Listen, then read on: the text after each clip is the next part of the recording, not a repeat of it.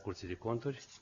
Ea este una deliberativă, sunt prezenți toți membrii Curții de Conturi aleși.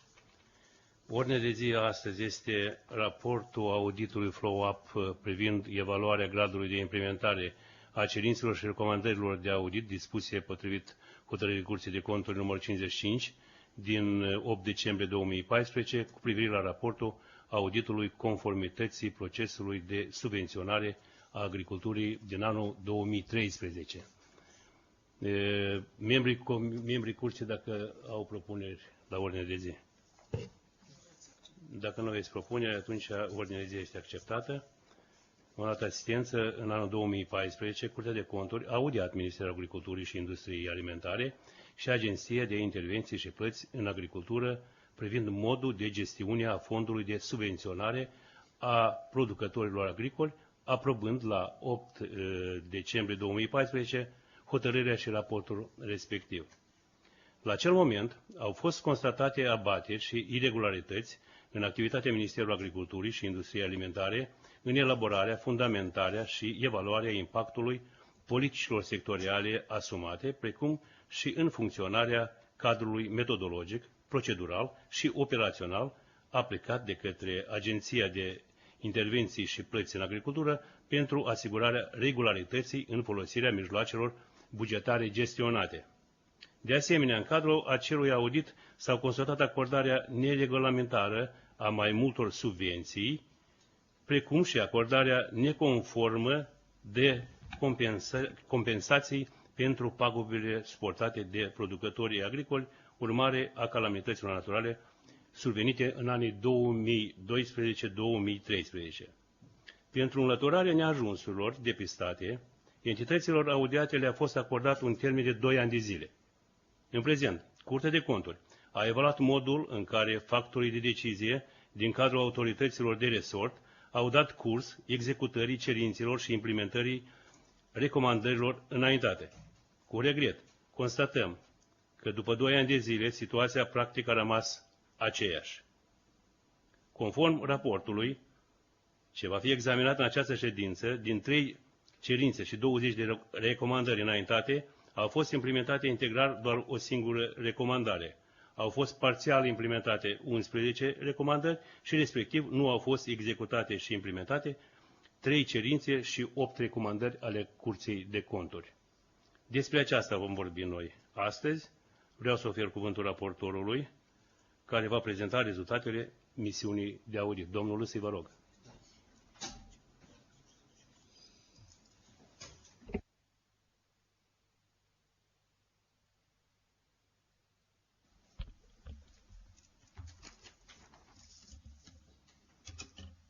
Stimate președinte, onorat plen al Curții de Conturi, doamnelor și domnilor, an de an, fondul de subvenționare se bucură de o susținere tot mai mare, atât din partea guvernului, cât și din partea donatorilor externi. Astfel, dacă în anul 2012 alocațiile bugetare pentru fondul de subvenționare au constituit 400 milioane lei, atunci în anul 2016 deja constituiau 700 milioane lei.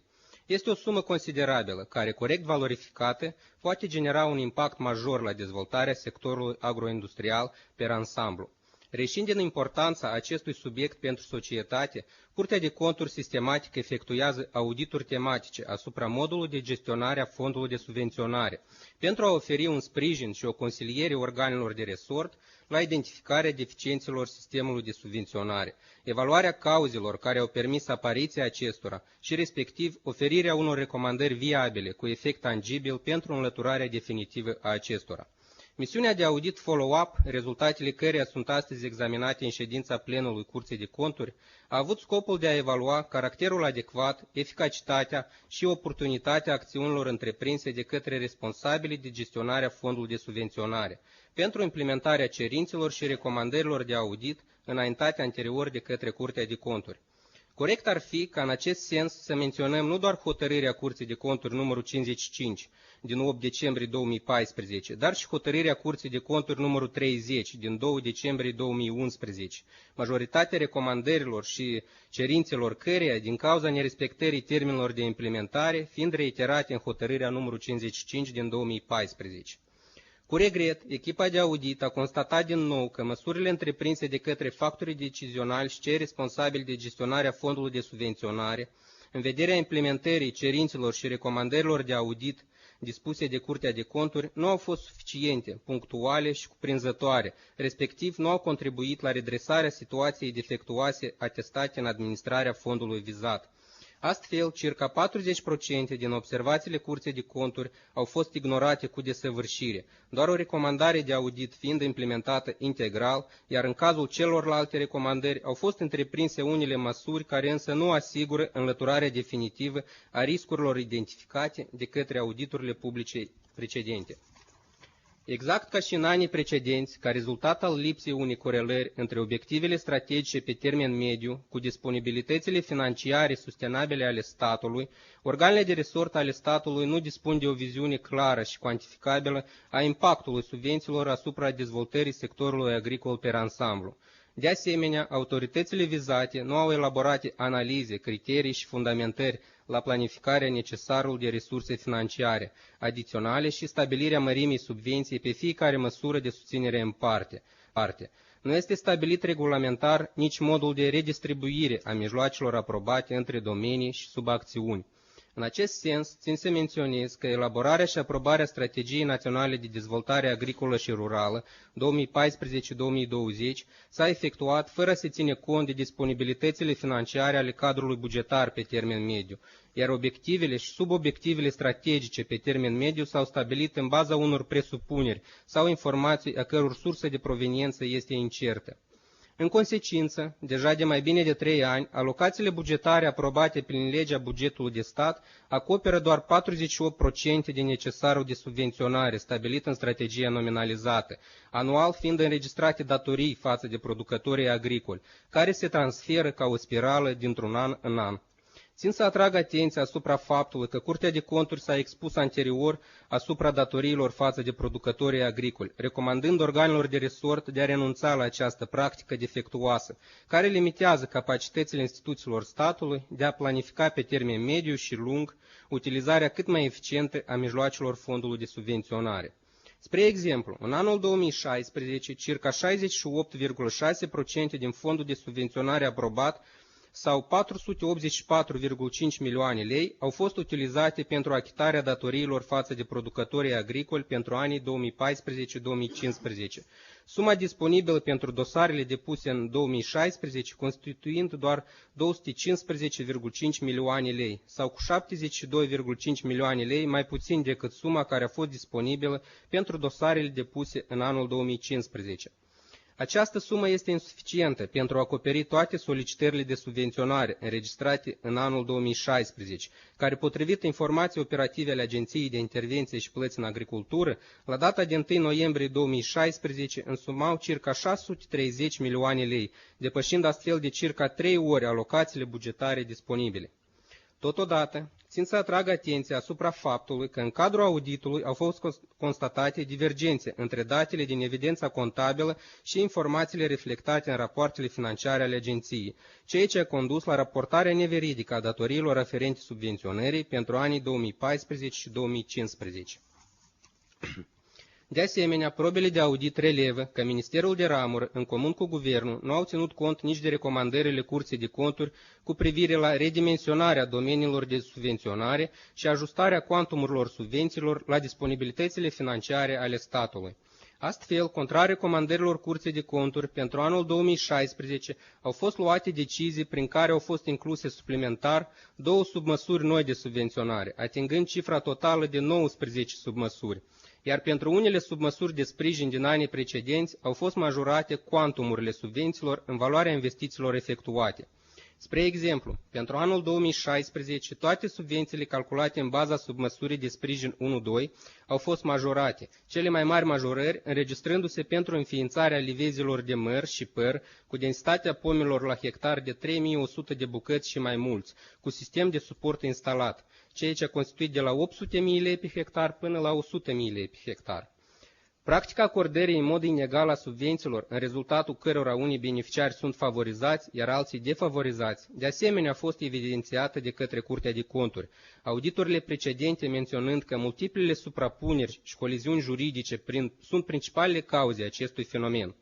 Spre exemplu, conform datelor recensământului agricol, în anul 2011, în Republica Moldova existau circa 902.000 de exploatații agricole, dintre care 403.000 sunt persoane fizice și juridice cu terenuri în câmp. Potrivit informațiilor prezentate de către Agenția de Intervenție și Plăți în Agricultură, numărul total de solicitări autorizate pentru anii 2014-2015 au constituit circa 9,1 de solicitări, iar beneficiarii unici de subvenție în anul 2014 au fost doar 1870 de producători agricoli, iar în 2015 2547 de producători. Ca urmare, doar 0,9% din totalul exploatațiilor agricole, persoane fizice și juridice cu terenuri în câmp, au fost subvenționate în anii 2014-2015. Mai mult decât atât, probele de audit relevă că 938 de producători au beneficiat de subvenții atât în 2014 cât și în 2015, valoarea totală a subvențiilor acordate acestui grup constituind 42,2% din suma autorizată în anul 2014 și respectiv 46% din suma autorizată în anul 2015. De asemenea, s-a constatat că, deși unul din obiectivele strategice a subvenționării este îmbunătățirea nivelului de trai și diminuarea sărăciei în mediul rural, efectiv, principalii beneficiari de subvenții sunt companiile agroindustriale mari, care dispun de fonduri investiționale și înregistrează profituri considerabile în fiecare an. Spre exemplu, o companie din orașul Comrat a declarat profituri în anul 2014 în valoare de 19,7 milioane lei, iar valoarea subvențiilor primite pentru anul de referință a constituit 14,8 milioane lei, sau circa 75% din profit. O altă companie din orașul Soroca a declarat profituri în anul 2014 în sumă de 37 milioane lei, dintre care 38,3% au constituit subvențiile primite. O a treia companie din raionul Hâncești a declarat profituri în sumă de 8,1 milioane lei, dintre care 87,6% au constituit subvențiile primite de la stat.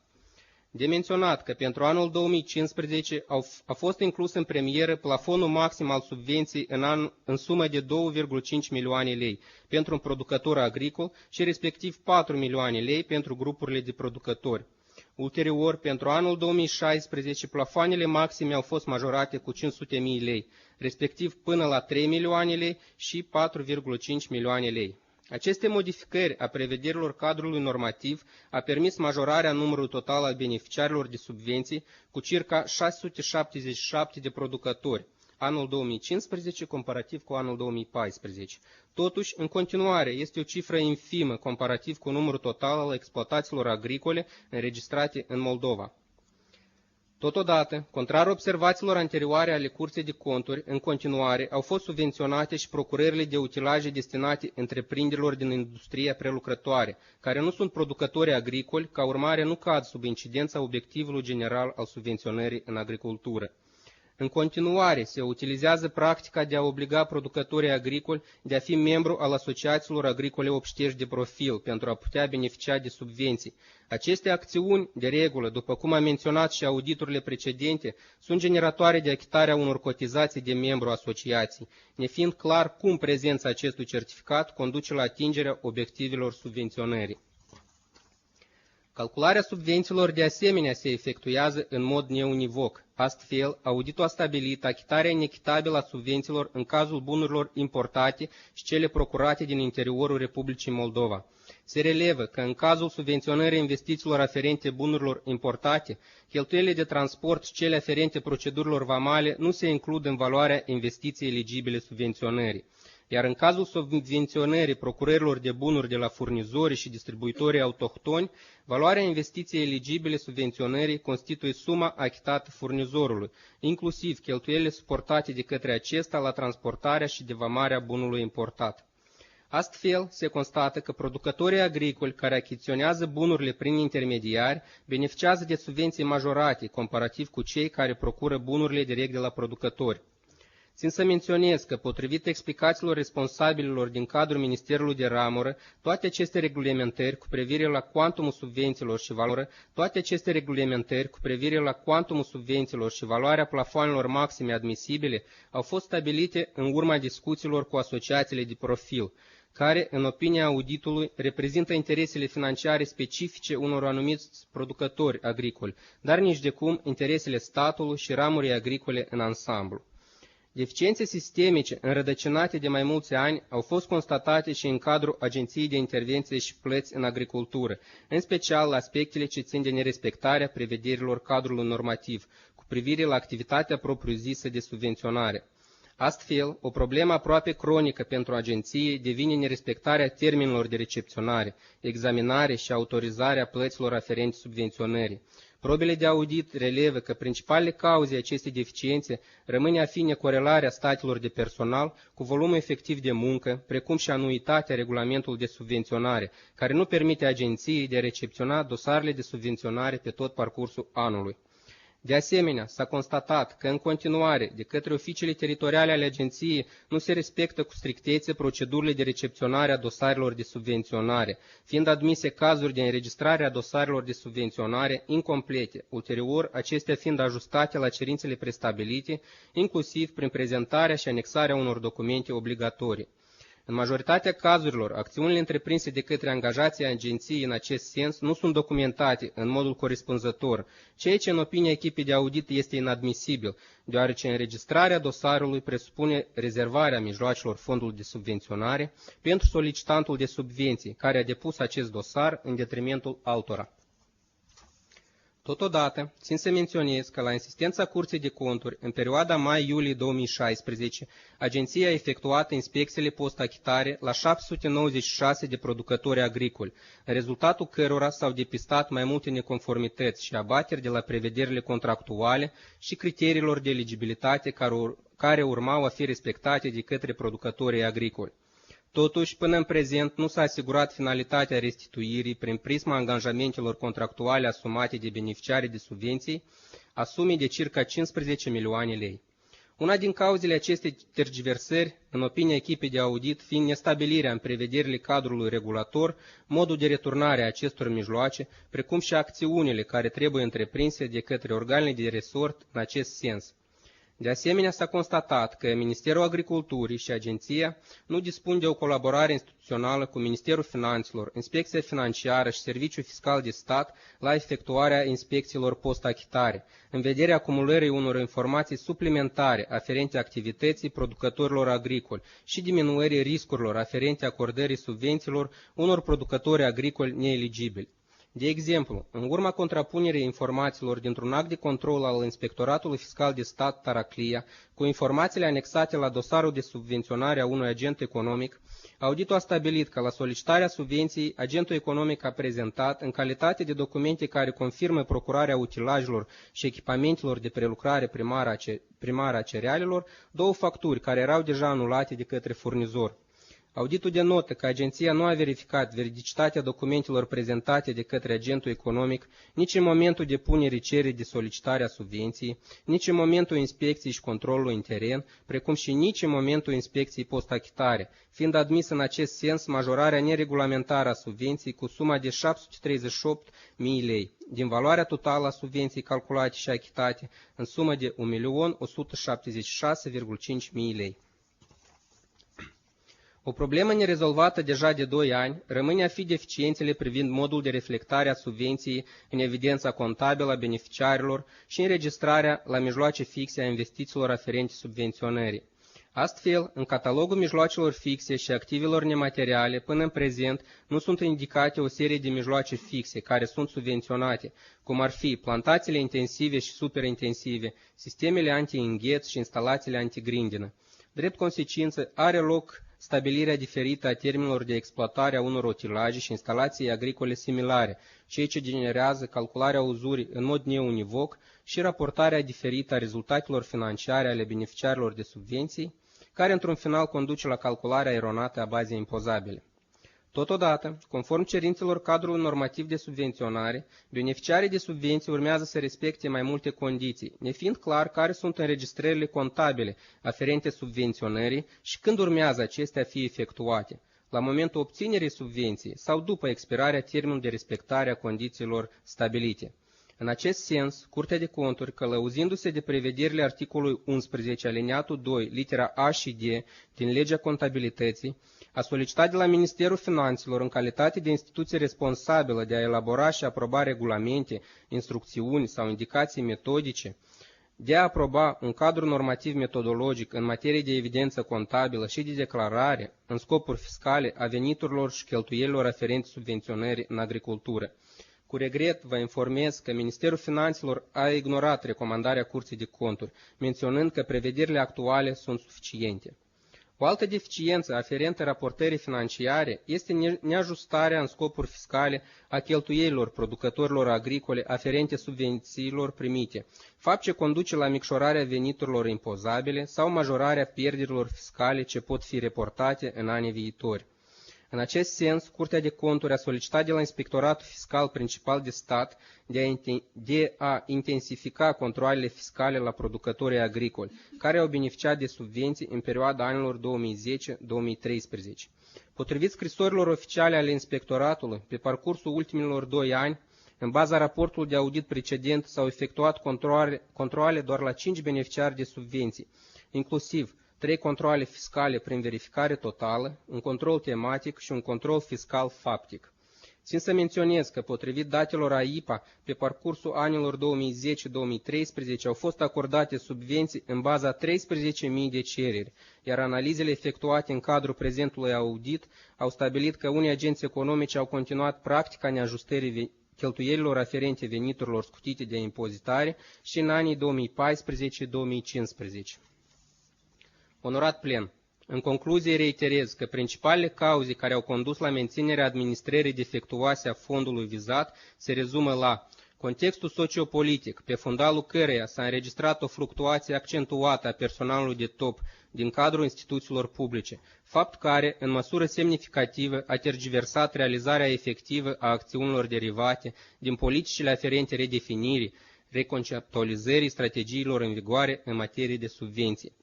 2. Capacitatea instituțională redusă a organelor statale responsabile de gestionarea fondului de subvenționare, cum ar fi Ministerul Agriculturii și Agenția de Intervenție și Plăți în Agricultură, generată de neatractivitatea salarială a funcțiilor publice, fluctuația personalului de execuție și lipsa unor sisteme informaționale performante de gestionare a datelor, care nu permite îndeplinirea sarcinilor și atribuțiilor de serviciu în termenele și modul prestabilit. Totodată, remarc că pe parcursul misiunii de audit am reușit să sensibilizăm actualii factori de decizie din cadrul entităților auditate asupra necesității implementării recomandărilor de audit. În acest sens, fiind inițiate mai multe acțiuni, impactul cărora va putea fi evaluat în anul 2017. De aceea, la solicitarea entităților vizate, echipa de audit propune, în calitate de excepție și o ultimă avertizare, prelungirea termenilor de implementare a recomandărilor de audit cu încă un an calendaristic. Mulțumesc pentru atenție. Da, vă mulțumesc. Membrii curții, dacă aveți întrebări la raportor. Nu aveți, să mulțumesc. O altă asistență, nu aveți, să mulțumesc. O altă asistență, eu văd în sală o persoană care nu era planificată, dar care ne bucurăm să salutăm. Este un coleg de Breasa de-a nostru, domnul Secrieru, șeful Direcției Inspecții Financiare. Domnul Secrieru, noi cunoaștem impactul în activitatea dumneavoastră, care a fost chiar și pe marginea unor dosare penale cu privire la subvenții. Dacă vreți să ne spuneți ceva, că dumneavoastră area e mai mare, dumneavoastră puteți să controlați și agenții economici. Dacă nu în calitate de coraportor, dar dacă puteți să adăugați ceva la chestia asta, noi vom fi recunoscători. Mulțumesc! Bună ziua! Și mulțumesc frumos pentru atenție. Eu sunt prezent la indicația conducerii Ministerului Finanțelor, dat fiind faptul că în raportul dumneavoastră, tangențial, am fost atenționați și noi. Pentru informație, deci, pe parcursul ultimul 3 ani de zile, din partea Ministerului Agriculturii, niciodată n-a parvenit nicio indicație, doleanță de a verificată agenției respective. Noi am verificat o singură dată la indicația Ministrului Finanțelor pentru verificarea veridicității datelor ce țin de subvenționare. În 2016 am stabilit câteva cazuri, nu știu dacă este cazul să dau acum raport la toate cazurile, nu este cazul, dar sunt momente de deficiență, cum ar fi, verificând ODIM, Agenției Subvenționare din cadrul Ministerului Economiei, și verificând AIPA, s-a stabilit o lipsă de conlucrare între ei, deoarece 43 de agenții economici au depus cereri cu justiția subvenționare în ambele instituții și au beneficiat la unul și același obiect, nu obiecte diferite, la unul și acel obiect, ci e o încălcare gravă. Materialele au fost remise Centrul Național Anticorupție, s-a pornit cauză penală. Dat fiind faptul că parcursul anului 2016 am avut moratoriu, limitat a fost să mergem la agenții economici să verificăm post-subvenționarea. Cu toate acestea, am fost sesizați de către organele de drept, pentru că avem dreptul să ieșim în cadrul urmăriei penale. Moratoriu nu se referă în cadrul urmăriei penale, pe 5 cauze penale la 30 ceva de agenți economici.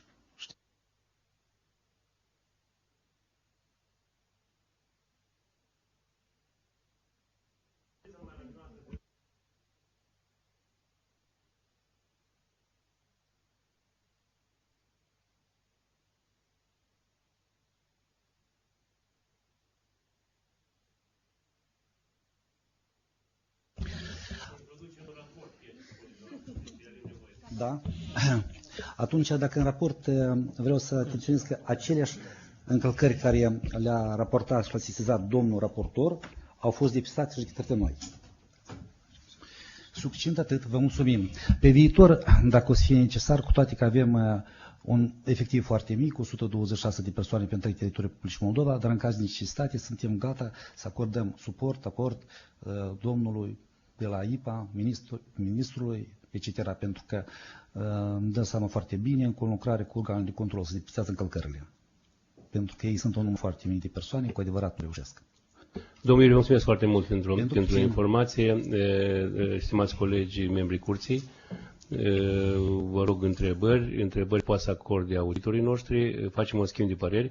Vă rog un singur lucru, la noi totul se filmează aici și în moment când sunt incluse 2 microfoane, camera nu știe la cine să meargă, la cel din stânga sau la cel din dreapta. Deci vă rog cumva să facem ca să fie pe rând, să lucreze doar un singur microfon. Orice întrebare puteți să puneți, orice răspuns poate să fie, să avem grijă doar să avem un respect unul față de altul, mă refer la auditul și cei care au fost audiați. Mulțumesc, poftim. Putem să facem și altfel, în alt mod. Dacă vreți să începeți cei care au fost audiați, de pildă, să ne spuneți ceva dacă vreți, dacă nu, că venim noi cu întrebări mai... Vă rog. Stimați membri ai Curții de Conturi, stimat domnul președinte, onorată asistență, bună ziua, este foarte bine când avem posibilitatea direct să discutăm și vreau să menționez la bun început că am avut o conlucrare destul de eficientă cu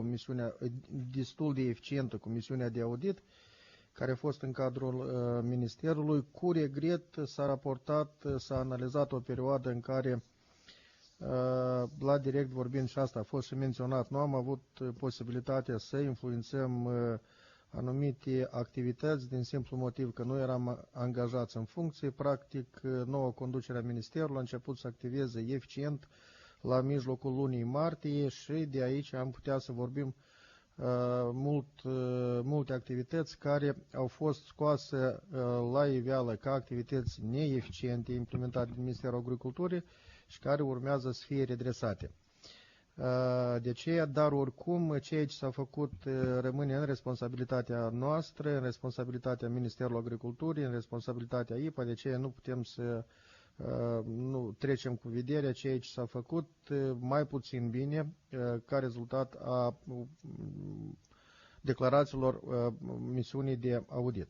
Deci eu o să încep din ceea ce am realizat la Ministerul Agriculturii pe parcursul anului 2016 pentru a redirecționa situația mai puțin bună depistată în unele domenii din cadrul Ministerului. Deci, în primul rând, aș vrea să vorbesc despre faptul că pe parcursul anului 2016, în conlucrare foarte strânsă cu AIPA, s-a reușit deja aprobarea în a doua lectură a legii privind subvenționarea în agricultură, unde sunt foarte clar punctate principiile, modul de acordare a subvențiilor, persoanele eligibile, care sunt persoanele, cum ele vor aplica la subvenții, care este mărimea fondului de subvenționare, din ce se formează fondul de subvenționare și, în ultimul rând, vreau să punctez momentul, cred că asta o să vorbească și colegul director Agenției de Intervenții și Plăți, privind restructurizarea agenției, astfel încât să putem face față volumului enorm de dosare care sunt parvenite în adresa agenției. Adițional, vreau să spun că acum suntem în elaborarea regulamentului de subvenționare pentru perioada 2017 și pentru a oferi o siguranță în dezvoltarea în continuare a agricultorilor și a oferi o cât mai bună transparență. Regulamentul de subvenționare se elaborează pentru o perioadă de 5 ani de zile, respectiv 2017 și 2021. Cât privește prezentarea certificatului, deci o să mă refer la cele mai importante momente care au fost punctate de către misiunea de audit. Deci unul din momentele de bază este planificarea clară a activităților și a domeniilor care urmează să fie subvenționate. Într-adevăr, a fost un moment scăpat de către Ministerul Agriculturii, de aceea unul din primele decizii, primele ordine care mai departe a fost transformat în hotărâre de guvern, a fost restructurizarea nouă organigramă a Ministerului Agriculturii, în care deja se regăsește departamentul analiză statistică agricolă, analiză economică, marketing și dezvoltare rurală. Deci nu putem să vorbim de eficiență sau neeficiența unui sau altui domeniu atâta timp cât noi ne bazăm pe niște date statistice care, cunoașteți foarte bine, sunt cu vechime de un an jumătate, doi, ceea ce nu este relevant și care nu poate să influențeze atât de obiectiv asupra rezultatelor obținute pentru fiecare an de activitate. Un alt moment despre care s-a vorbit este Strategia Națională de Dezvoltare Agricolă și Rurală pentru anii 2014-2020, aprobat în hotărârea 409 din 2014, în baza căruia practic și-a activat regulamentul de subvenționare. Dar aici a fost o mică scăpare care noi foarte bine am recunoscut-o și am început să o implementăm. Deci nu au fost până la final elaborate programele sectoriale. Deci la momentul auditului 2016, deci în perioada de audiere, practic erau doar câteva programe sectoriale. Ce am reușit noi până la moment?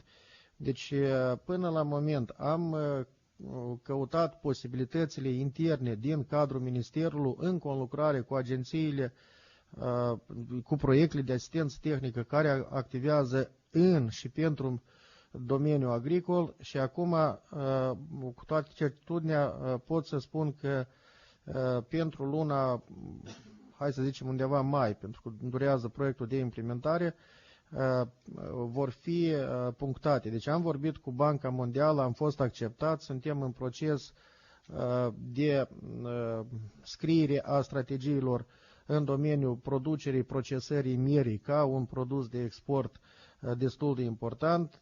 Tot cu Banca Mondială avem laptele, procesarea, producerea, procesarea și comercializarea laptelui. Cu proiectul Filiera Vinului, Banca de Europeană de Investiții vorbim despre strategia sectorială în domeniul horticulturii, unde se regăsească tot ce se numește producție din livade, cu filiera vinului. Acum vorbim despre strategia privind dezvoltarea sectorului vitivinicol, cu programul IFAD. Noi vorbim tot ce se numește de dezvoltarea sistemelor conservative de agricultură ca un domeniu destul de important, pentru că aici merge și aspectul de ecologic, aspectul de păstrare a calității solului, care, iarăși cu regret, a fost într-un fel sau altul de lăsat, dar nu putem să nu uităm de faptul că solul nu ne aparține nouă, dar aparține viitoarelor generații, de aceea am pus ca un moment destul de important.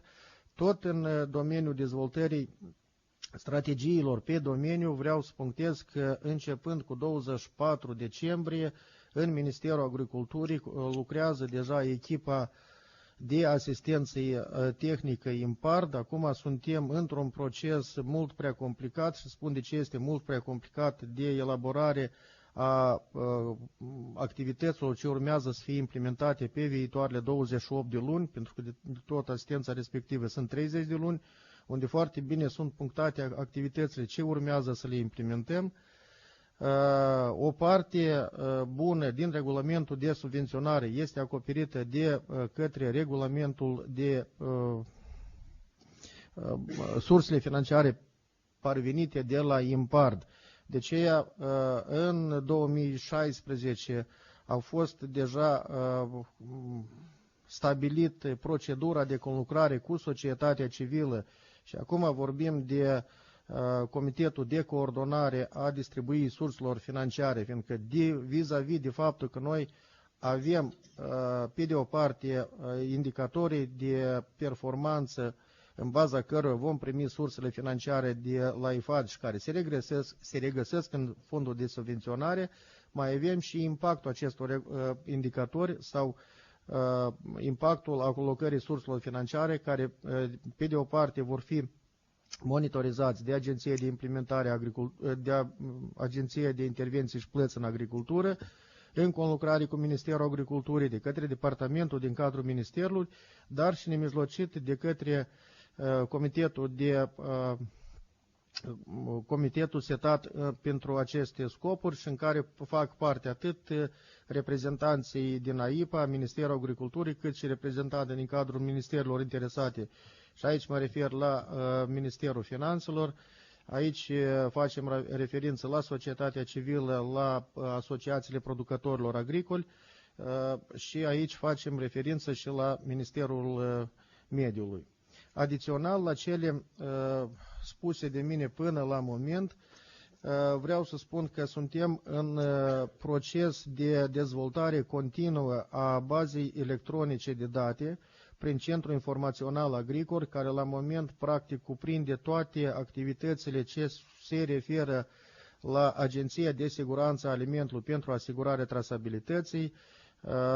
Este o conlucrare destul de strânsă cu Agenția de Intervenții și Plăți în Agricultură, cu Ministerul Agriculturii, astfel încât registrul digital agricol să fie unul viabil și producătorul agricol să nu mai fie nevoit să umble la diferite instanțe, provocând întrebări și posibilități de lucruri mai puțin corecte.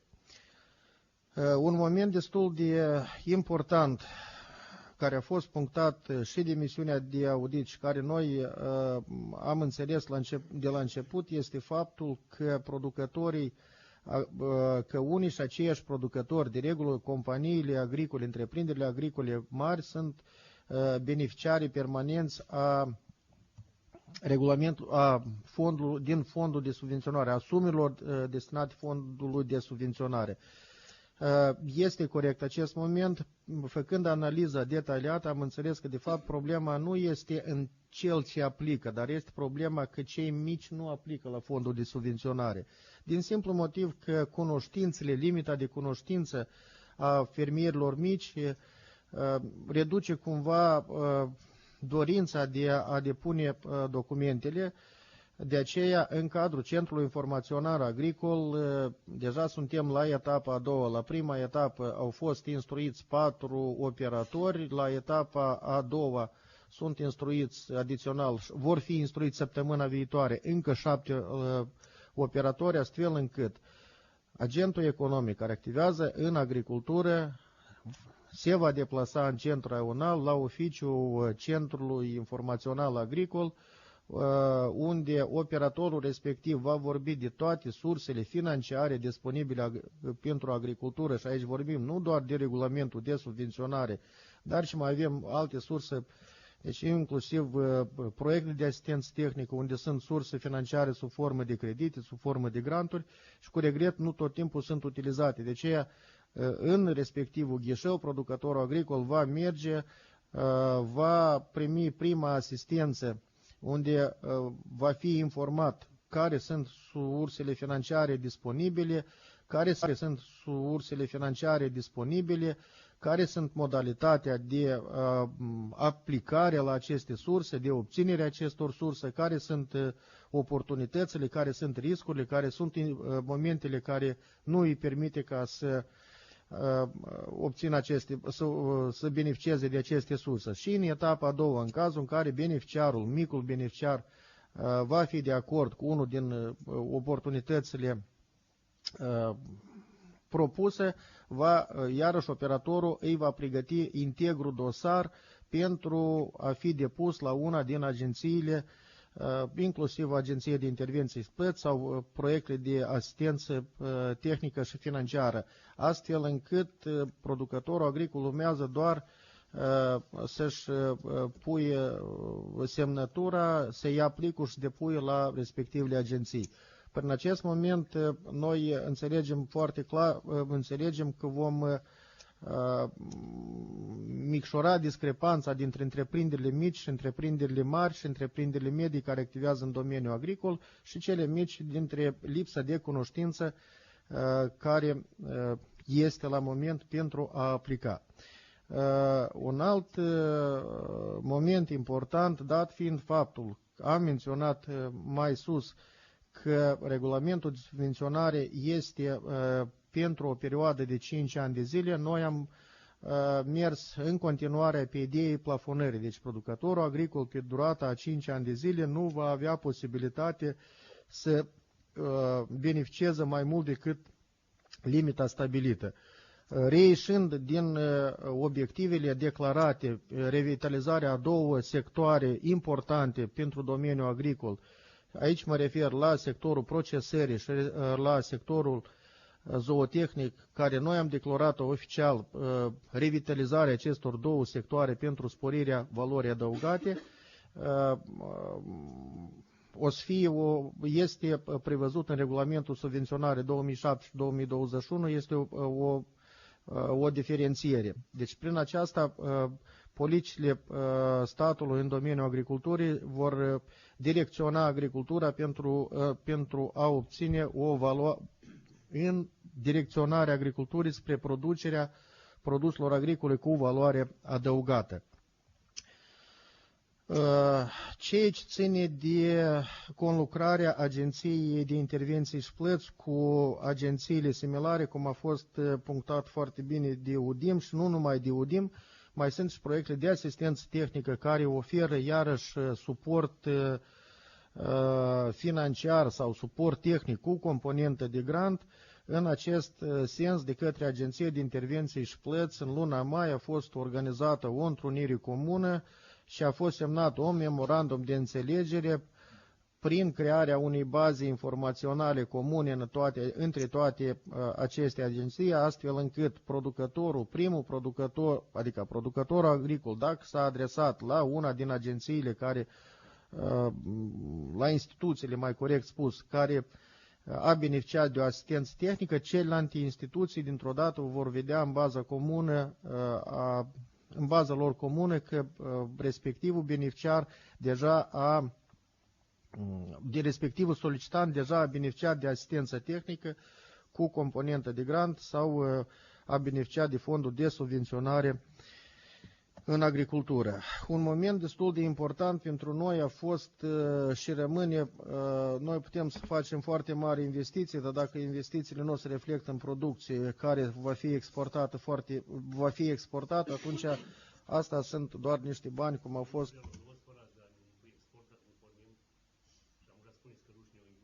Nu, eu nu vreau să vorbesc.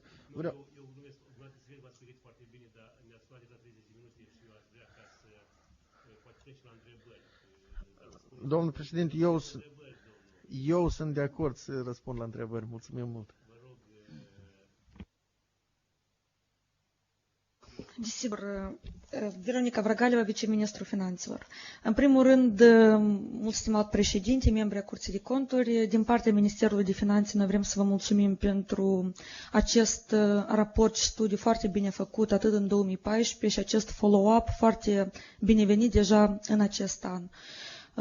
Asta e prima parte din mulțumire. A doua parte este deschiderea. Noi vrem să vă mulțumim pentru deschiderea pe care ați manifestat-o în ceea ce ține de încă un an, pentru ca noi să încercăm să depășim acele probleme care au fost identificate atunci în 14 și acum în 16 încă o dată constatate. La nivel de Minister de Finanțe și instituții subordonate, noi arătăm deschidere să discutăm și cu alte autorități și în cadrul guvernului pe platforma de interoperabilitate fiind valorificată, cred că ar putea să excludă multe din acele cazuri care au fost menționate vis-a-vis de informații care deja nu mai este actuală, constatată în evidența unui organ și utilizată în activitatea de subvenționare în sine. De aceea noi răsuflecăm mânicile frumușel și suntem gata să ne apucăm de treabă să depășim situația dată. Mersi mult! Da, vă mulțumesc și eu pentru mulțumiri. Haideți să vă spun că noi, anul 2017, avem un obiectiv strategic, se numește impact și finalitate. Noi acordăm încă un an de zile, nu întâmplător, vreau să vă spun că toți auditorii noștri, după instrucțiunile care le-au avut, au mână liberă pentru a aplica și sancțiuni deja. Curtea de Conturi n-a aplicat sancțiuni până acum, cred că este un lucru bun.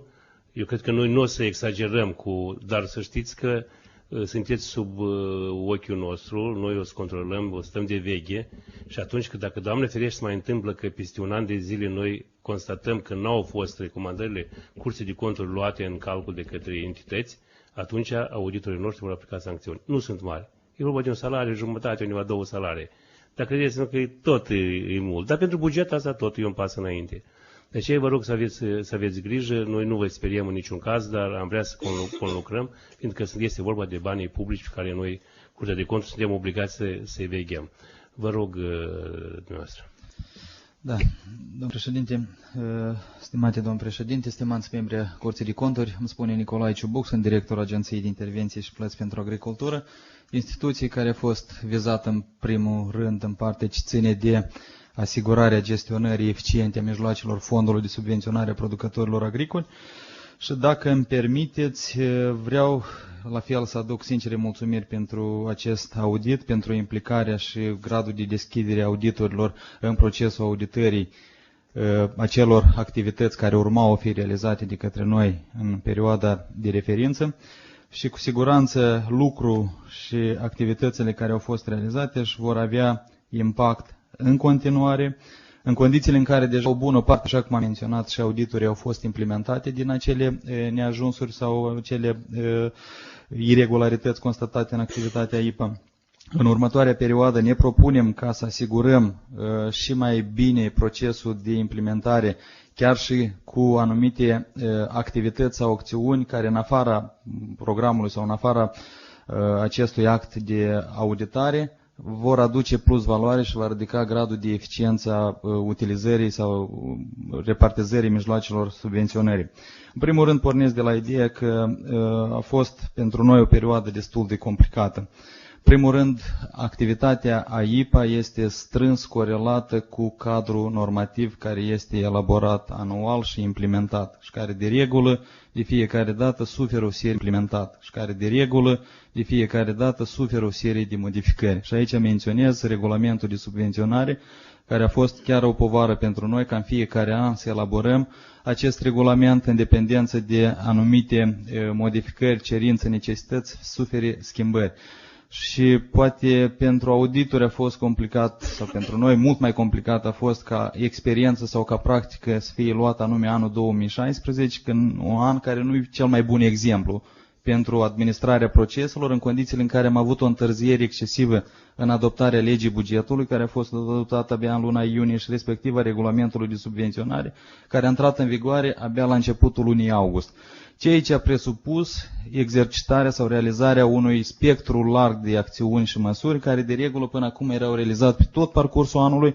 Acum IPAN, cu același efectiv de personal, cu aceeași capacități și abilități, a fost nevoit în 3 luni de zile, cât a durat procesul de subvenționare, să facă față întregului proces și activități care urmau a fi realizate. Nemai grăind de nemulțumirile în rândul agricultorilor, și așa au fost aprobat cu întârziere regulamentul, întârzieri la achitarea datoriilor, și toate acestea, inclusiv emoții, au fost într-un fel suportate sau răsfrâns negativ și asupra activității noastre. Ceea ce ține de întârzierile legate de sau încălcarea termenilor de examinare a dosarelor, în primul rând acesta a fost motivul de bază, fiindcă volumul și fluxul de dosare era foarte mare, eram chiar nevoit personal să merg până la 7, 8, 9 seara să văd în oficiile noastre teritoriale, care sunt 10 la număr la nivel de țară, a câte 3-4 persoane în fiecare oficiu regional, care asigura de fapt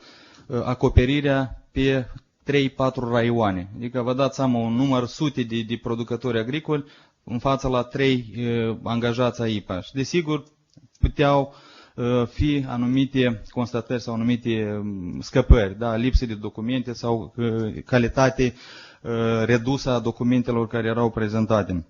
De aceea, pentru anul viitor, în condițiile în care a menționat și domnul viceministru, a fost deja adoptată legea privind principiile de subvenționare, o lege cadru nou, care va stabili o nouă abordare în procesul de subvenționare și, în primul rând, va stabili o continuitate și o stabilitate a regulilor ce ține de subvenționare. Acel regulament care anual era până acum aprobat, acum deja va fi pe o perioadă mult mai mare, vorbind de o perioadă de cel puțin 5 ani, și care cu siguranță va stabili și un termen fix, clar, de recepționare a dosarelor. În așa fel, acel volum sau flux de activități care urmează a fi realizate va fi repartizat proporțional pe întreg anul și va permite angajaților AIPA de a asigura calitate înaltă sau ridicată a acțiunilor care urmează a fi realizate. Mai mult ca atât, s-a menționat despre spectrul măsurilor de sprijin care sunt eligibile la subvenționare. Una din măsuri care a fost anul trecut instituită este vorba de promovare sau stimulare consultanței în rândul producătorilor agricoli. Adică cei producători agricoli care au deficiențe sau probleme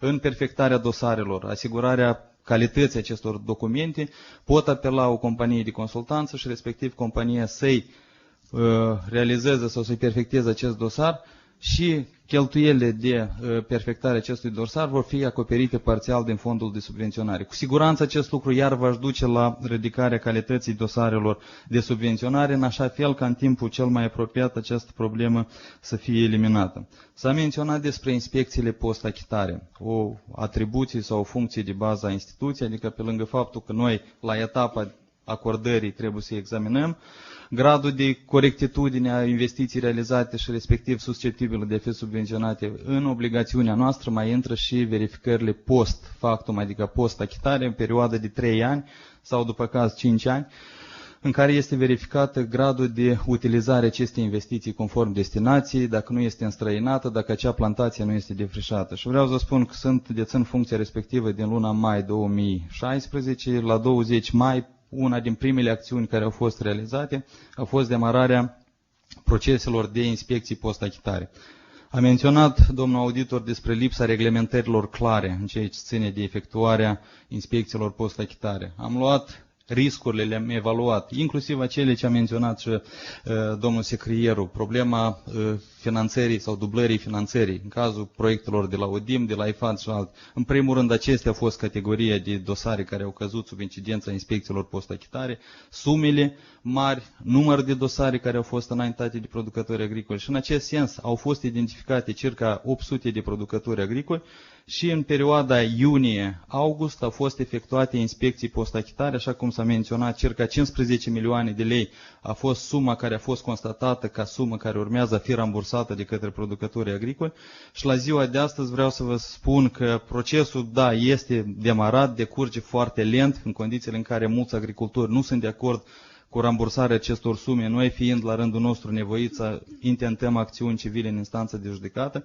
La ziua de astăzi avem intentate peste 7 milioane de dosare sau 7 milioane acțiuni civile intentate în diferite instanțele de judecată în diferite raioane, cu un efectiv iarăși de 3-4 juriști cât are IPA la moment. Este practic foarte dificil ca să realizăm mersul în fiecare în instanță de a examina și de a aduce până la finalitate aceste acțiuni. Din aceste 15 milioane, circa 800.000 deja sunt întoarse în contul bugetului de stat. Vorbim de în baza înțelegerii prealabile sau acordul benevol din partea agricultorilor, dar și acorduri de eșalonare pe o perioadă de o lună, două, în dependență de posibilitățile care le au agricultorii. Circa 5 milioane mai sunt în examinare împreună cu colegii de la Agenția Națională pentru Siguranța Alimentelor. Este vorba de mai multe dosare în care vizează procurarea de animale. Pentru că o bună parte din inspecții au constatat că o bună parte din producătorii agricoli au sacrificat animale, fie că au perit din cauza de boală, fie că din cauza condițiilor insuficiente de întreținere acestor animale. Acum urmează împreună cu colegii de la ANSA să stabilim motivul de bază și în dependență deja de aceste rezultate vom demara și pe acești producători agricoli acțiuni în instanță de judecată. S-a menționat în act iarăși o parte din acțiuni care anterior trebuiau demarate, acțiuni civile în judecată. Noi le-am demarat, am obținut hotărâri judecătorești, avem probleme cu executarea, fiindcă mai este problema că executorii judecătorești acum sunt independenți, ori orice activitate care urmează dânsii să o realizeze este contra cost. Trebuie să facă o acțiune, înseamnă că trebuie să plătești. Și în multe cazuri, dacă suntem instituție bugetară, exclusiv finanțate de la bugetul de stat, este foarte complicat să acoperi anumite cheltuieli ale executorilor judecătorești sau taxe de stat în instanță de judecată ca să duci să ai o finalitate. Oricum, în pofida sau în virtutea acestor probleme, încercăm să găsim soluții și să avem rezultat.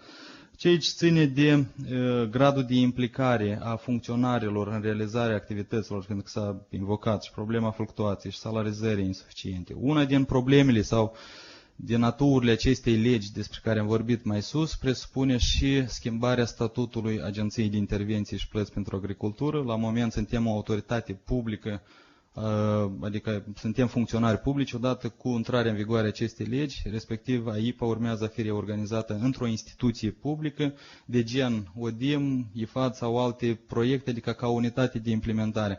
Acest lucru va spori posibilitatea recrutării cadrelor bine calificate, bine plătite, fiindcă vom avea și o remunerație corespunzătoare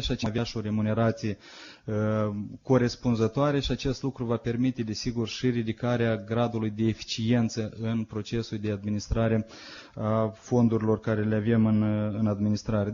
Pe lângă fondul de subvenționare, fiindcă s-a menționat despre gradul de implicare axându-se doar pe fondul de subvenționare, pe lângă fond vreau să amintesc că noi am mai avut un șir de proiecte care au fost în administrarea IPA, cum ar fi începând cu 2013, proiectul suport de urgență finanțat de Banca Mondială, în care am dat compensații față de cei producători agricoli care au avut de suferit în urma secetii din anul 2012. Ca rezultat a embargoului impus de Federația Rusă începând cu 2014, iar am administrat atât bani bugetari cât și bani din partea Băncii Mondiale pentru a acorda iarăși compensații producătorilor agricoli care au avut de suferit ca rezultat a embargoului. Proiectul Băncii Mondiale Agricultura Competitivă, care iarăși oferă granturi acelor producători care se asociază și care formează grupuri de producători. Toate în ansamblu au presupus un șir de activități și acțiuni realizate practic în aceeași limită de personal, în aceeași limită sau efectiv financiar care l-am avut în administrare.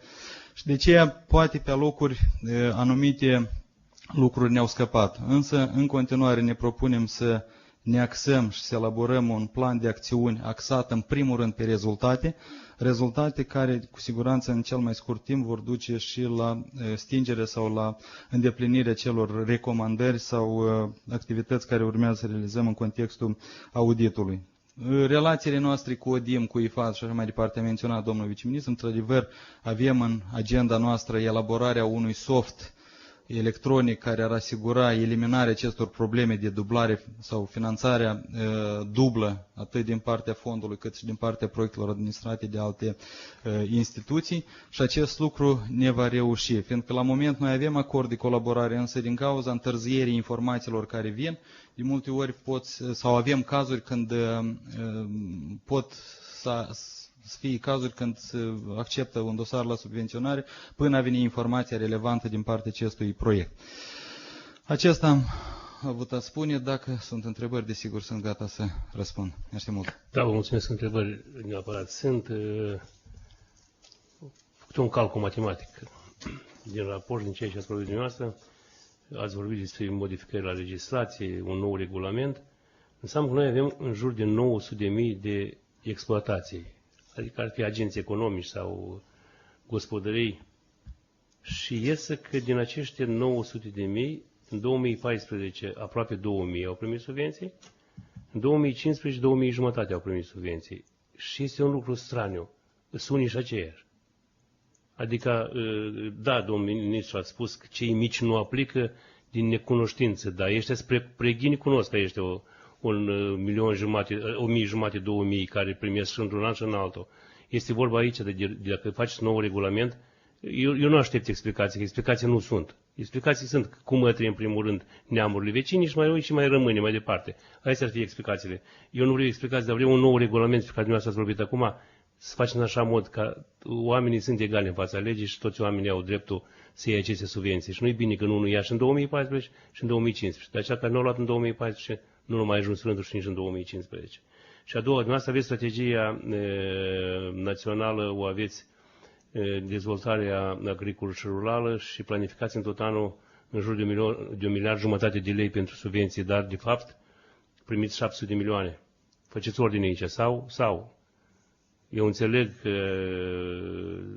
cereți 1,5 miliard, dar din moment că știți că acesta nu se corelează la disponibilitățile bugetului, vedeți ce faceți cu ele. Mulțumesc, colegii mei, vă rog întrebări.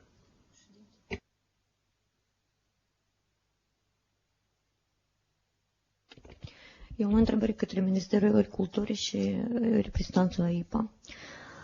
Luând în considerație că în anii 2014-2016 AIPA a autorizat plățile subvențiilor în valoare a circa de 2 miliarde de lei, întrebările mele la Ministerul Agriculturii și AIPA. Prima, cum a crescut volumul de producție agricolă și productivitatea ei în urma acordării subvențiilor din partea statului?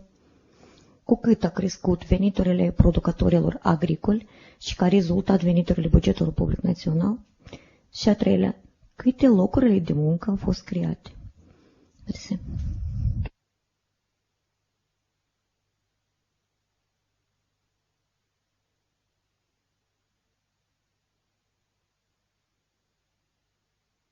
La concret, cifrele, dacă se poate, ați avut posibilitatea de considerație că ați activat din luna aprilie 2016?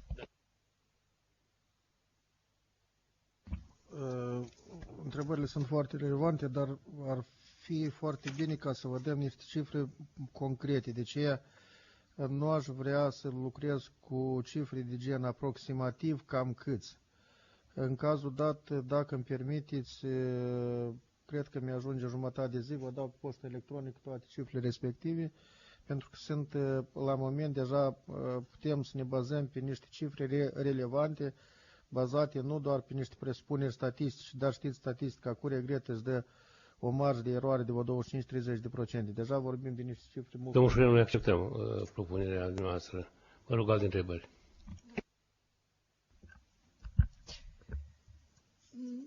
De fapt, misiunea de audit pentru 2 ani de zile a oferit 2 ani de zile, recomandările au fost transmise entităților și pe parcursul acestor 2 ani nu s-a realizat nimic. Adică s-au realizat o recomandare și condiții, concluzii. Întrebarea mea este următoare. Este oferit încă un an. Pe parcursul acestui an, veți putea realiza cele solicitate de către echipa de audit? Și 2.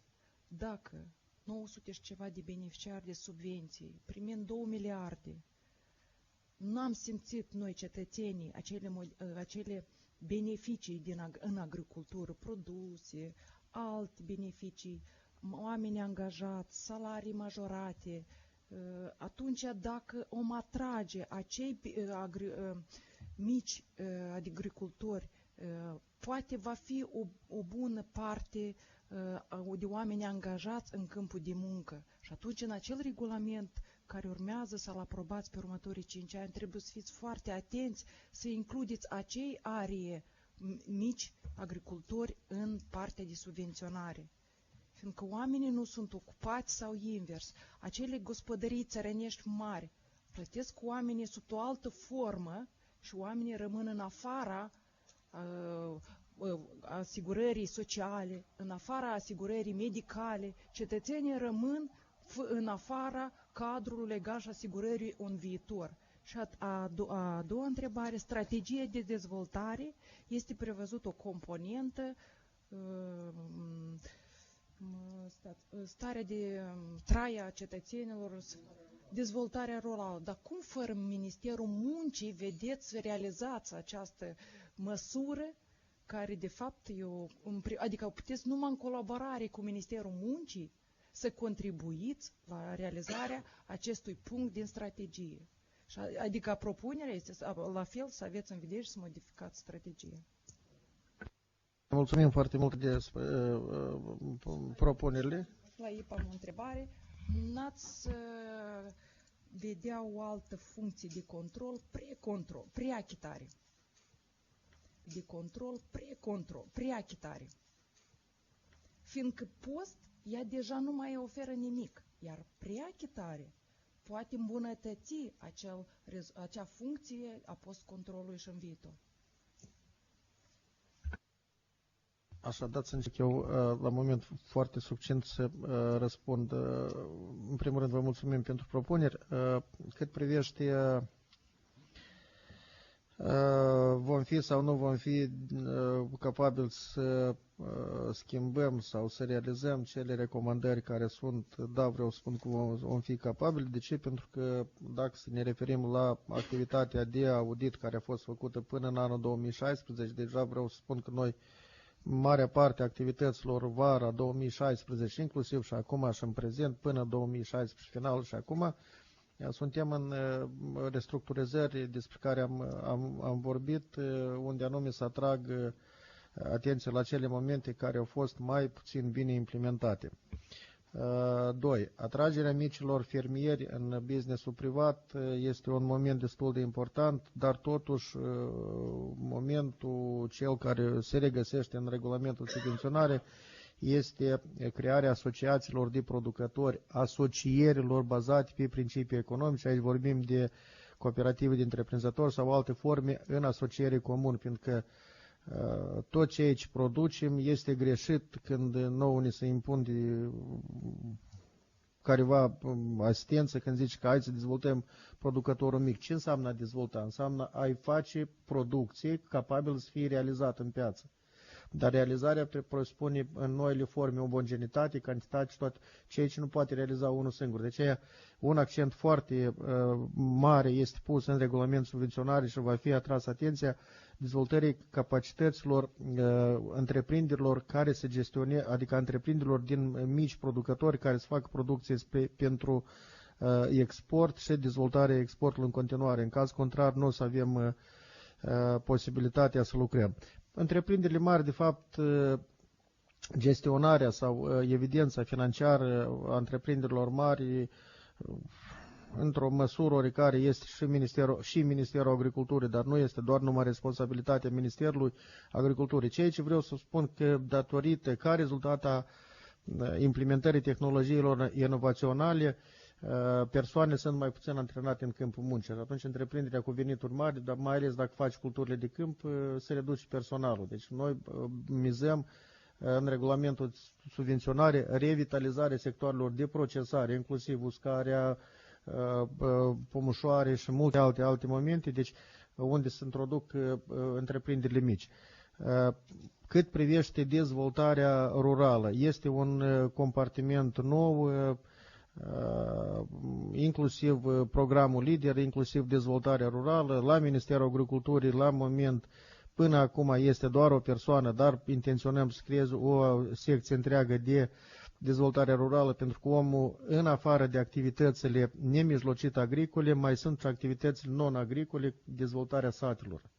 Și asta este pus în responsabilitatea Ministerului, pentru asta noi avem surse financiare venite și din partea bugetului de stat, și din partea IMPART, și din partea câtorva proiecte adiționale, și aici, într-adevăr, conlucrarea noastră cu Agenția Mediului, cu Ministerul Mediului, cu Ministerul Muncii și Protecție Socială este la un nivel destul de bun și chiar avem proiectele comune de derulare. Cam asta e.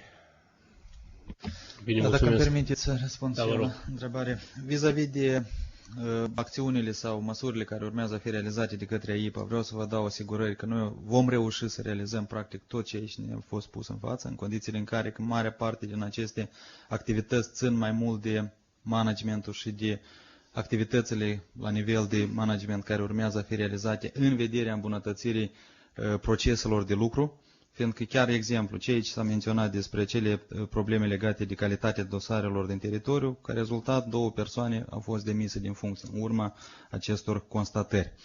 Altă problemă deja că să recruți alte persoane bine pregătite e mai complicat. Ceea ce ține de calitatea sau controlele care le efectuează AIPA, vreau să vă informez că fiecare investiție care este înaintată spre subvenționare, toate sunt supuse inspecțiilor preliminare. Că practic dacă vorbim de o plantație, dacă vorbim de un tractor, o fermă, un animal, toate la etapa incipientă, adică la etapa pregătirii dosarului și depunerii lui, dosarul nu se recepționează până va fi verificat în prealabil. Mai mult ca atât, o serie din documentele care fac parte din dosar sunt contrasemnate sau coordonate inclusiv cu reprezentanții AIPA, ceea ce demonstrează de fapt gradul sau respectarea din partea producătorilor agricoli a criteriilor de eligibilitate.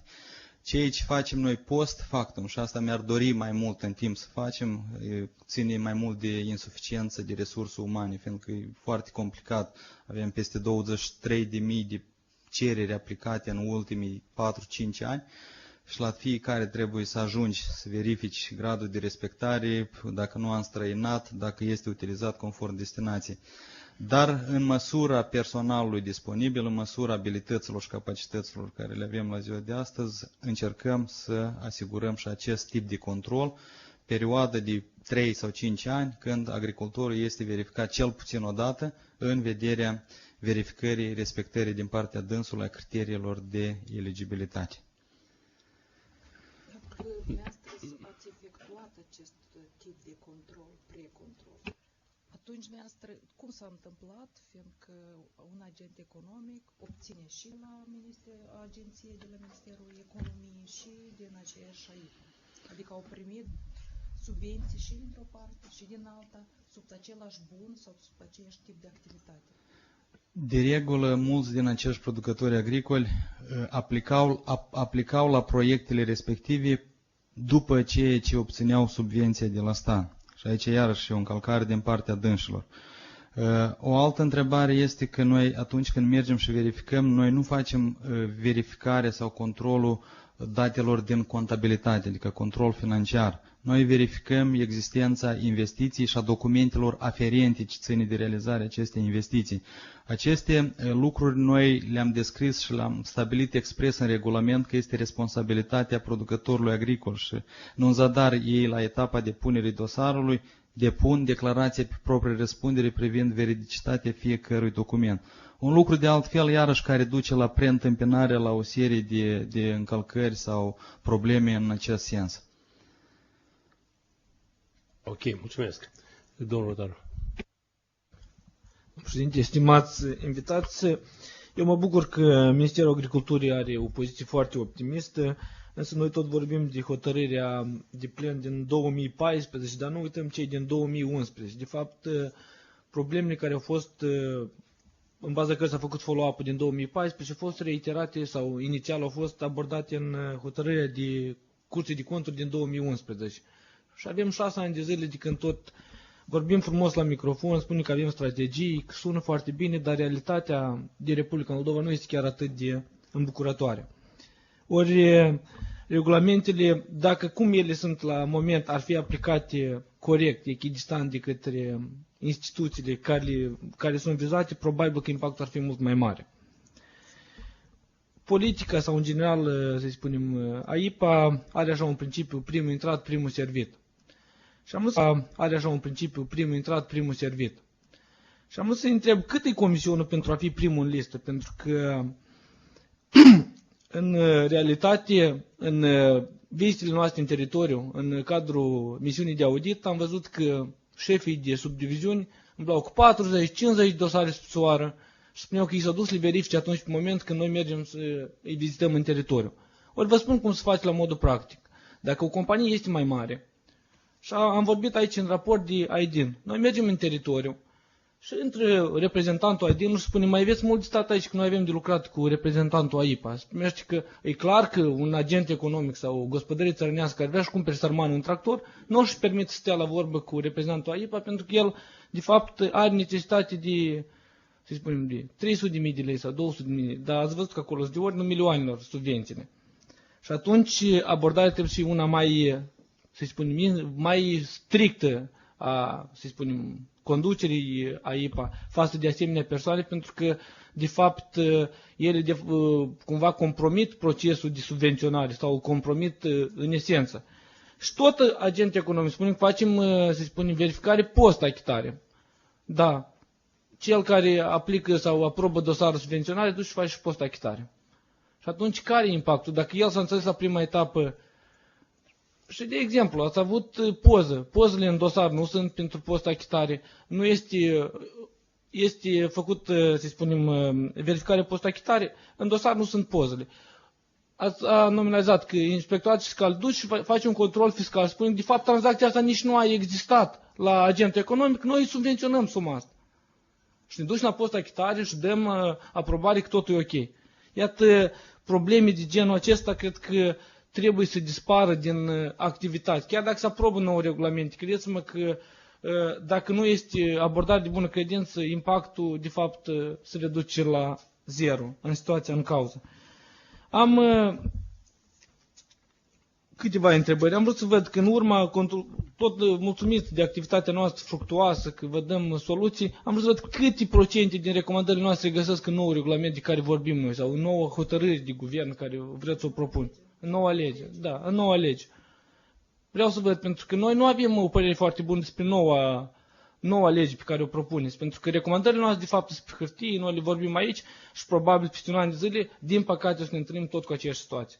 Asta e o primă constatare și o întrebare. Mai am o întrebare clară. Este cineva din... Este, da? Bună ziua. Eu am vrut și către Ministerul Agriculturii. Dumneavoastră subvenționați activitatea CRARA pentru servicii pe care le prestează ei. Care e principiul în general, abordarea dumneavoastră ca subvenționare pentru fiecare caz sau pentru fiecare serviciu prestat, cum formați dumneavoastră costurile? Și inspectorul fiscal cred că trebuie să aibă o abordare mai strictă aici, pentru că, după părerea noastră acolo, și cu calculul TVA sunt probleme. Ori fiecare agent economic în contextul economiei de piață trebuie să fie egal în fața legii. Și atunci eu chiar cred că acolo sunt probleme. Cât e Ministerul Agriculturii principii de subvenționare, cât e CRARA, cum formează ei costurile și care e prețul costul de realizare și prețul de vânzare a serviciilor pe care le prestați dumneavoastră. Mulțumesc. Și stocurile exagerate la dumneavoastră, printre altele, cât 6 milioane sau cât în stocuri, care în fiecare an noi prestăm de câteva sute mii de lei, dar stoc avem de 6 milioane. Mulțumesc. Cine dorește, dacă dorește cineva? Și încerca să răspund la Vă rog. Această întrebare referitor la încheierea contractelor de prestare serviciilor. Vreau să menționez faptul că anual, în cadrul Ministerului Agriculturii, în conformitate cu un ordin din 2012, ulterior în 2016 noi am actualizat, a fost aprobat regulamentul cu privire la alocarea mijloacelor bugetului de stat pentru fondurile genetice și unele activități pentru agricultură care sunt finanțate din contul bugetului de stat. Reieșind din regulamentul dat, întreprinderea prezintă Ministerului Agriculturii un set de documente care ulterior reprezintă baza pentru a fi încheiat contractul de finanțare. Noi am avut careva discuții cu misiunea de audit, am încercat să explicăm că considerăm că acest contract, până la urmă, nu trebuie să fie un contract de prestare serviciilor. Și aș argumenta această poziție prin faptul că mijloacele alocate în scopul subvenționării întreprinderii date sunt prevăzute la subsidii în conformitate cu clasificația bugetară pe care o avem și o cunoaștem în toate instituțiile publice. Subsidiile sunt mijloace alocate de la bugetul de stat pentru compensarea pierderilor în cazul în care există o politică a statului pentru a menține prețurile la un nivel mai jos decât costul lor.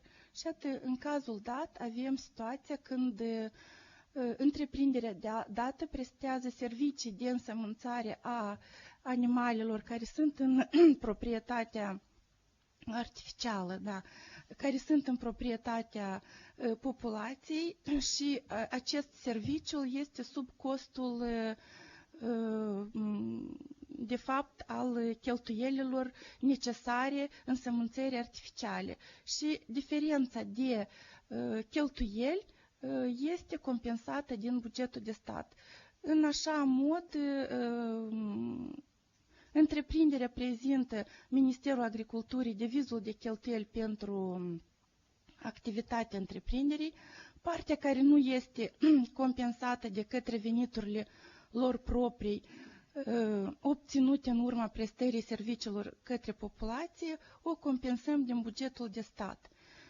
Acum, contractul dat îl numeam contract de finanțare.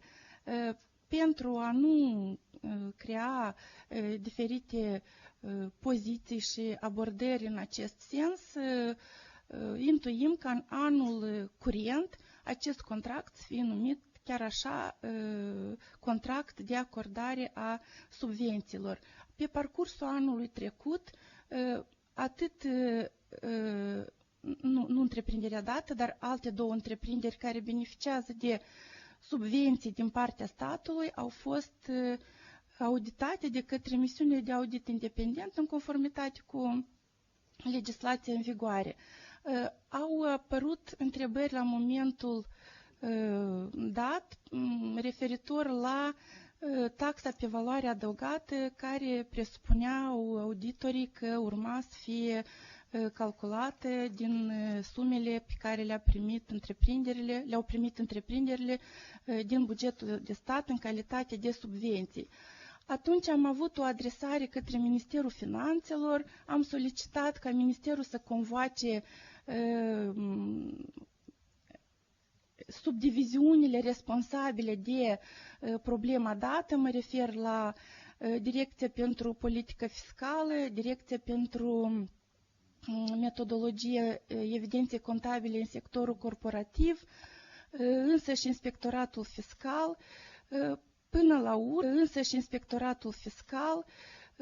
până la urmă s-a ajuns la concluzia că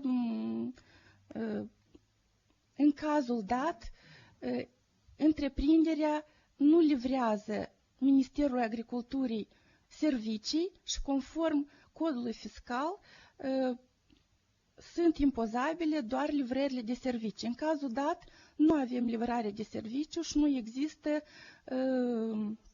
necesitate de a fi aplicată taxa pentru valoare adăugată.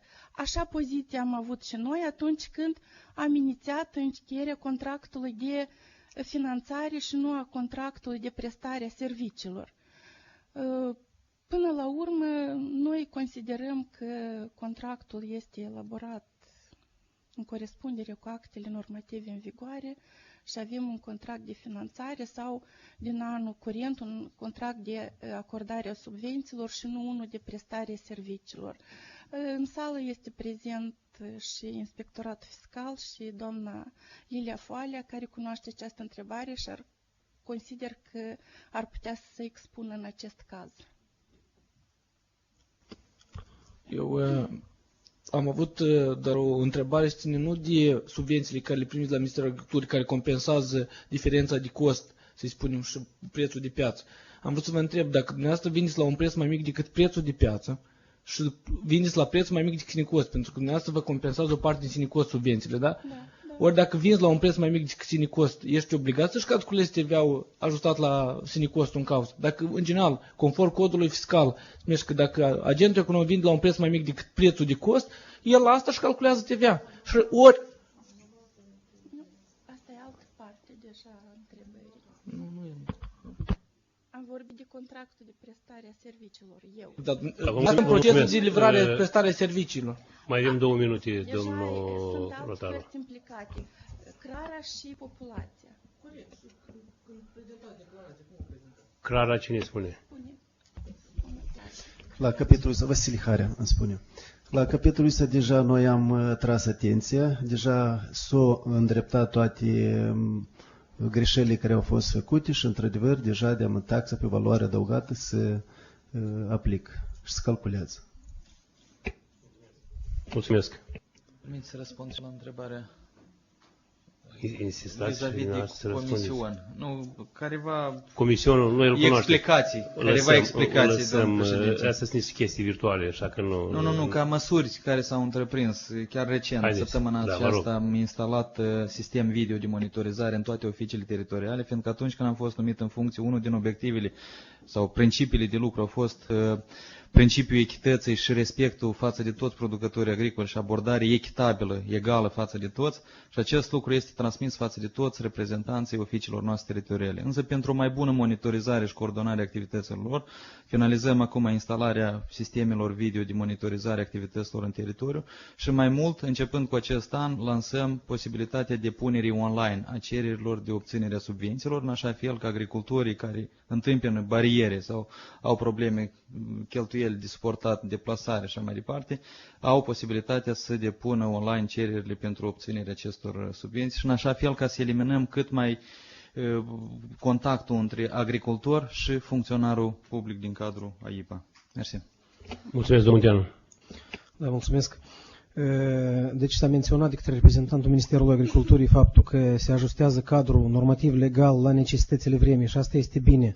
Dar vreau să spun că experiența ne arată că acele norme pe care le avem nu se respectă întru totul, fapt care, în opinia mea, nu poate fi înțeles chiar datorită faptului că cadrul, mărimea salariilor, că cadrele pe care le avem nu ne asigură o bună funcționare a instituției. Și ca exemplu mă voi referi la ceea ce ați spus dumneavoastră, că se intenționează elaborarea unui soft menit să evite cazurile de achitare a subvențiilor pentru acei producători care beneficiază de grant din mai multe surse.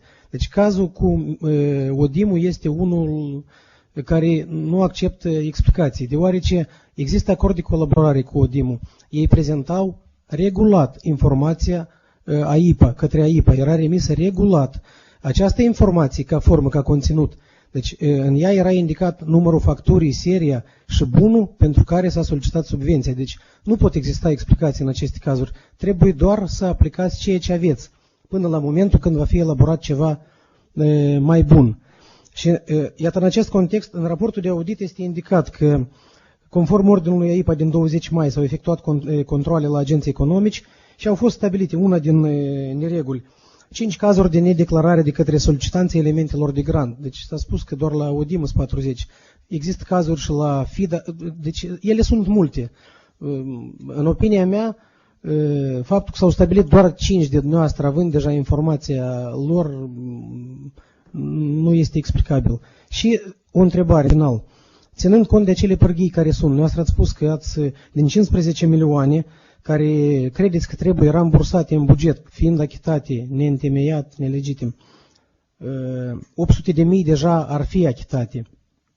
O parte ați înaintat cereri de chemare în judecată, dar aveți un instrument foarte bun, regulamentul privind mod de includere în lista de interdicție a producătorilor agricoli, care deci a fost publicat la 15 ianuarie 2016. Iată, avem 10 de agenți economici obraznici. Spuneți, vă rog, cum aplicați dumneavoastră acest instrument? Pentru că, dacă eu nu greșesc, 3 sau 4 agenți economici au fost incluși în lista de interdicții. 6, da? Deci, dar noi avem 10 de cazuri când nu găsim soluții. Cum se aplică acest instrument, vă rog? La ziua de astăzi sunt incluși peste 15 producători agricoli în lista neagră și de regulă baza legală care permite includerea în lista de interdicții, fie că este vorba de o sentință, fie că este vorba de o hotărâre a instanței de judecată. La ziua de astăzi noi avem pe acele cazuri care s-au constatat că oamenii trebuie sau producătorii agricoli trebuie să întoarcă mijloacele financiare, ele nu sunt generate de faptul că au prezentat date neveridice sau nu trebuiau să primească subvenții. Este vorba mai mult legat de înstrăinarea investiției sau de defrișarea acelei plantații care au fost subvenționate sau de sacrificarea animalelor care au fost subvenționate. În linii generale sunt niște obligațiuni post-achitare și ele sunt determinante și care nu generează de fapt obligatoriu includerea în lista neagră. În lista neagră ei sunt susceptibili de a fi incluși acei producători agricoli care la etapa depunerii cererii prezintă date neveridice sau documente false în seansul obținerii subvențiilor. De asta și-am spus, avem declarațiile a 40 ceva de agenți economici care au beneficiat de porțiuni de grant de la UDIM. Deci declarații false pe care este o parte componentă a dosarului, la ei și m-am referit. Da, dar țineți cont pe nu este finalitate în cadrul dosarului penal. Chiar săptămânile trecute am făcut un demers către procuratură să vedem care este situația și la ce etapă se află examinare. Cum vom avea o claritate, o sentință pe cazul dat, cu siguranță aceștia vor fi incluși în lista de interdicții. Vă mulțumesc. O dată asistență, lucrăm o oră jumătate, eu cred că în linii mari. Noi deja am consumat timpul necesar pentru a lua cunoștință de raportul grupului de audit. Vreau să mulțumesc grupului pentru activitatea care au avut-o. Într-adevăr, este un raport bun.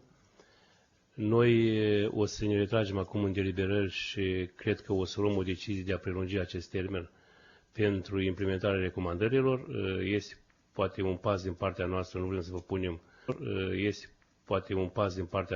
să vă punem în fața unor neplăceri, fiindcă noi când o să venim la dumneavoastră, dar o să venim neapărat, fiindcă noi o să monitorizăm mai departe cum o să fie implementările astea și eu nu cred că o să venim și dumneavoastră ați foarte bine v-ați pregătit și domnul viceministru și dumneavoastră ați pregătiți, lucru care ne bucură, dar noi o să aplicăm sancțiuni față de ministru. Și atunci ministrul o să mărească cu dumneavoastră.